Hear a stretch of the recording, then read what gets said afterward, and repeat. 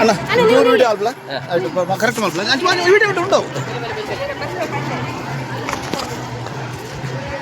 ಬನ್ನಿ ಬನ್ನಿ ಬನ್ನಿ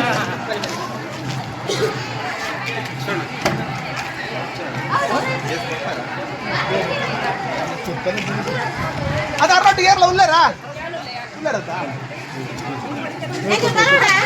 ಬಟ್ ಜಾಗ ಉಳ್ಳಾರತ್ತ ಬನ್ನಮ್ಮ ಲೈತನ ಮರ ಆಯ್ತಾಯ್ತು ಒಂದು ನಿಮಿಷ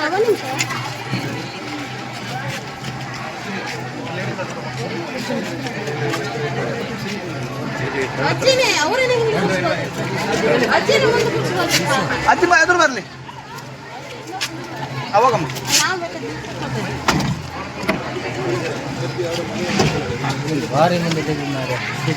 ಬಾಯಿ ಹೇಗೆ ಮಾಡ್ತಾರೆ ಕದ್ದುಕೊಂಡು ಕನ್ನಡ ಮಾತಾಡ್ತಾರಲ್ಲ ಕನ್ನಡ ಮಾತಾಡ್ತಾರೆ ಎಲ್ಲಿನವರು ಅಂತ ಹೇಳಿದ್ರು ಭಾಷೆ ತಮಿಳಲ್ಲಿ ಮಾತಾಡ್ತಾ ಇದ್ದಾರೆ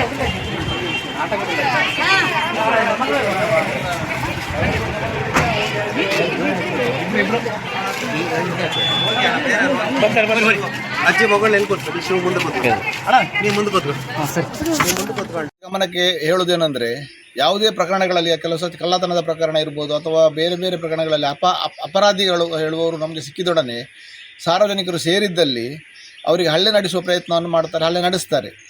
ಒಂದನ್ನು ಸಾರ್ವಜನಿಕರು ಗಮನದಲ್ಲಿಟ್ಕೊಳ್ಬೇಕು, ಹಲ್ಲೆ ಅಪರಾಧಿಗೂ ಕೂಡ ಕಳ್ಳತನ ಮಾಡಿರಲಿ ಅಥವಾ ಯಾವುದೇ ಒಂದು ಪ್ರಕರಣಗಳು ಸಿಕ್ಕಿರಲಿ ಅವನಿಗೂ ಒಂದು ಪೊಲೀಸ್ ದೂರನ್ನು ದಾಖಲಿಸಲಿಕ್ಕೆ ಅವಕಾಶ ಇದೆ. ಯಾಕಂದರೆ ಆ ಸಮಯದಲ್ಲಿ ಯಾವುದೇ ಒಂದು ಕಳ್ಳನನ್ನು ಅಥವಾ ಒಂದು ಅಪರಾಧಿನ ಹಿಡಿದ ಸಮಯದಲ್ಲಿ ಪೊಲೀಸರು ಬಂದಾಗ ಪೊಲೀಸರಿಗೆ ಒಪ್ಪಿಸುವ ಸಾರ್ವಜನಿಕರು ಒಪ್ಪಿಸುವಾಗ ಆ ಅಪರಾಧಿಗೆ ಹಲ್ಲೆ ಆಗಿದೆ ಅಂತಾದರೆ ಪೊಲೀಸರು ಅವರನ್ನು ತಮ್ಮ ವಶಕ್ಕೆ ಪಡೆದುಕೊಳ್ಳುವುದಿಲ್ಲ. ಅವರು ಮೆಡಿಕಲ್ ಟೆಸ್ಟಿಗೆ ಕಳಿಸ್ತಾರೆ. ಎಲ್ಲಿಯಾದರೆ ಮೆಡಿಕಲ್ ಟೆಸ್ಟ್ನಲ್ಲಿ ಅವರಿಗೆ ಹೆಚ್ಚು ಕಮ್ಮಿ ಆದರೆ ಅಥವಾ ಅಚಾನಕ್ಕಾಗಿ ಸತ್ತು ಹೋದ್ರೆ ಅಂತಾದರೆ ಯಾರು ಹೊಡೆದಿರ್ತಾರೆ ಅದು ಇವರ 4-5 ಜನ ಹೊಡೆಯುವಾಗ ಯಾರ್ದೋ ಒಂದು ಪೆಟ್ಟಲ್ಲಿ ತೀರುವ ಪೆಟ್ಟಾಗಿ ಅವ ಸಾಯ್ಬೋದು. ಆದರೆ ಹೊಡೆದವರ ಎಲ್ಲರ ಮೇಲೆ ಕೂಡ ಪ್ರಕರಣ ದಾಖಲಾಗ್ತದೆ. ಹಾಗಾಗಿ ಅಪರಾಧಿಗಳನ್ನು ಹಿಡಿದು ನೇರವಾಗಿ ಪೊಲೀಸ್ ಕಸ್ಟಡಿಗೆ ಕೊಡುವುದು ಉತ್ತಮ.